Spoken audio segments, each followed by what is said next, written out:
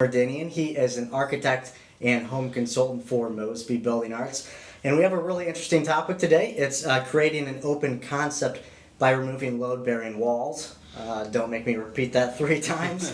But really the main kind of component that we're going to be talking about is removing a wall and a load-bearing wall. And what all goes into that, because it can be a complicated project, right? It certainly can be. It's not just get your sledgehammer out and just go to town. No, absolutely not. Okay. Well, first off, if no one knows what a load-bearing wall is, what is a load-bearing wall?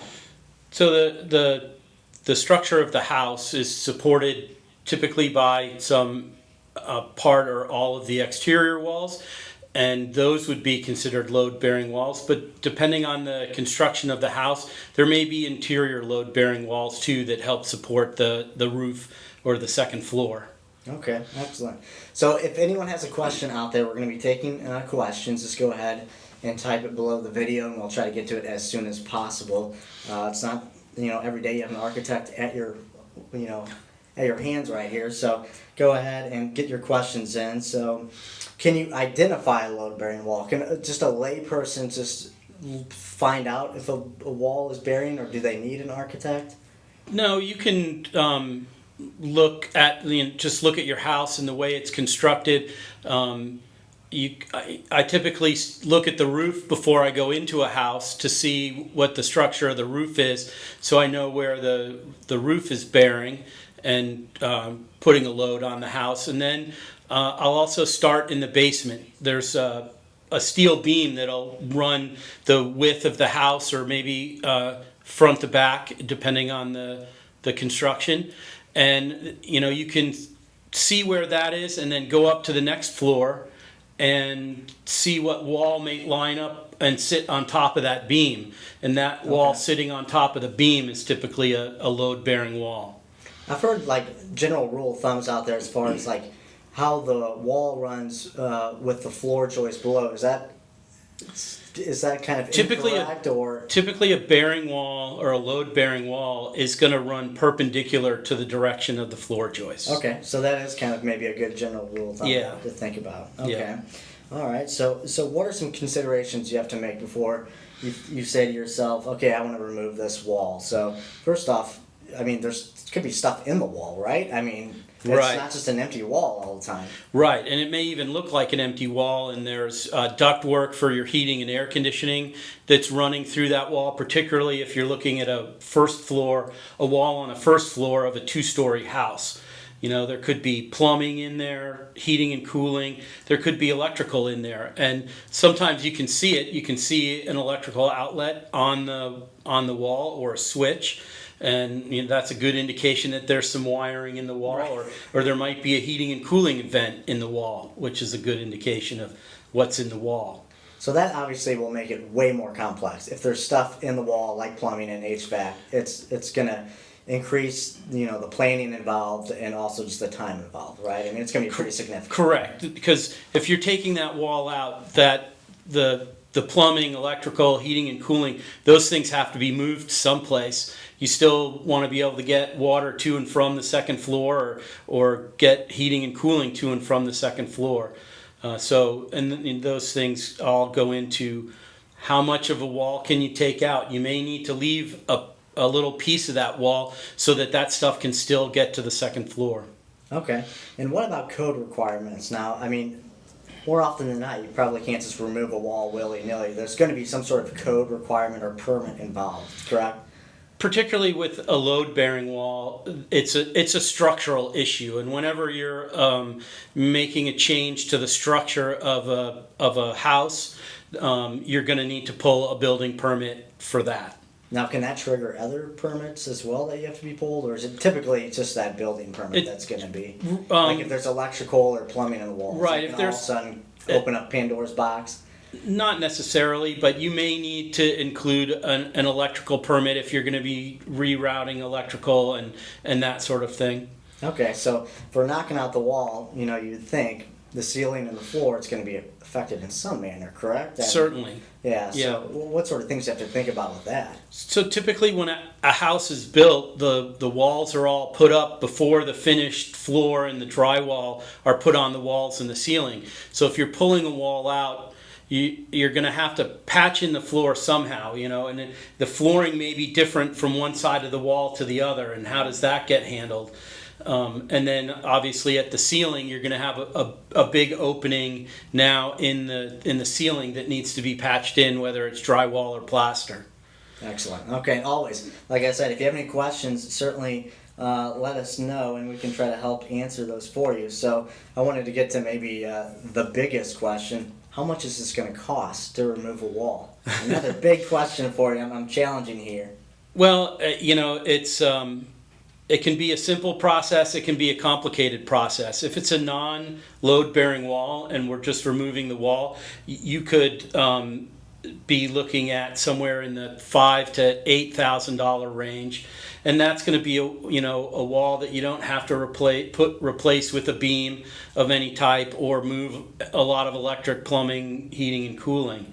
On the other side of the coin, it could be 10 to 15,000 if there's a lot of electrical or plumbing and things like that need to be moved. And if it's a long wall that you're taking out and you have to add a header back in to make up for the load-bearing wall, those things all add up and can increase the cost. Now, is that typically what's going up there when you remove the wall? I mean, something has to support that structure. Right. So is it just a horizontal beam that's hidden within the ceiling or something? And it can be that. It depends, again, on the construction of the house. Sometimes the beam stays down, okay, so that it's not flush with the ceiling, or other times you can set it up into the attic or into the floor space so that it is flush with the ceiling. I would think maybe having a two-story house might also have some dictate how that works too, because if you have a floor above, you may not be able to recess it. Right, you may not be able to recess it all the way. If the span, the length of the opening is long enough that the beam that's going in there is deeper than the floor, mm-hmm. You may be able to put most of it in the floor, but some of it may still be sticking out from the ceiling. Okay, all right. And Stacy had a question here. So she said it sounds like this would be too difficult for maybe a DIYer to handle. I mean, you probably wouldn't recommend something like this for the weekend warrior who's gonna. I think that definitely a load-bearing wall is going to be more than the weekend warrior, as you say, would want to take on, because you're really going to need a permit for that, and you're going to need to have some carpentry skills and know how to support the floor or whatever, the ceiling, while you're taking that wall out and putting the beam in. You can't just pull the wall out. You'd have to put in some sort of temporary structure beforehand. If you're just removing a non-load bearing wall and there's nothing in it, it's possible, but I would say that it's somebody would have to be pretty handy around the house to take on a project like that, because it's not just pulling out the wall, it's all the stuff, the flooring, the ceiling, the drywall work that goes along with it. That's really the complicated part. Demo's always easy. Right, that's the fun part. Yeah, that's the part anyone can do. Yeah, I can do that. So the reason why people remove these walls is a lot of times it's to create an open concept for mm-hmm. the main living space. That has become extremely popular within the remodeling and construction industry for the last, I don't know how many years. So everyone wants an open concept. So why do you think people want this type of layout? What's so appealing? I think that the way in which people live in their houses now is changing. Mm-hmm. In the past you'd have the formal living room, the formal dining room, and you'd have guests over and entertain them in those two rooms, and they would never see the kitchen. Right. Now everyone hangs out in the kitchen. Yeah. And it gets crowded quickly, and so the homeowner that's trying to prepare dinner or do things for their guests is crowded into that living room. And so by opening up a wall, you are able to get your living space and that kitchen space all as one, and you're not really forcing everyone into the kitchen. Now, is there a time where you'd recommend maybe not doing an open concept? I mean, is that... I think a lot of that comes down to the way individuals live in their house. There are people that would still like to have that formal dining room, and maybe that doesn't get opened, or noise is can be a consideration. If you open up too many walls, you don't have the private spaces that you used to have. Right, exactly. The noise thing would be big for someone like myself who has a lot of little kids running around. Right. We want to just shove them off into a corner and and I run into that. People that want to finish their basements want to open up the stairway to the basement, and now it's okay. So the kids go downstairs to play, and they're in the second period of their hockey game down in the basement, and you can't hear over them. Right, exactly. Upstairs. Yep. I may or may not have done that as a child, so I can relate to that. Okay, I mean, do you come across any other reasons why people want to open up their space, or is it mainly just what you had mentioned, more of kind of a lifestyle thing? I mean, is there a benefit to the house for opening up something like that? I mean, I think if the rooms are small, it can definitely help the spaces to feel bigger, and you can maybe get a little bit more use out of the space. It can help with circulation. You're not forcing everyone from one room to another through one little opening. That's true.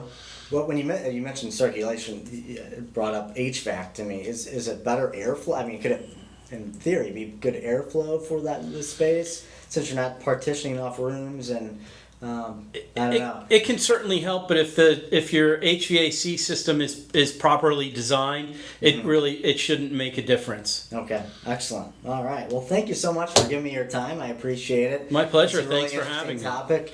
As always, if you want to contact Mosby Building Arts for a project for yourself, you can always give us a call at 314-909-1800, or you can go online to callmosby.com. Thanks for tuning in. We'll see you next time. Thank you.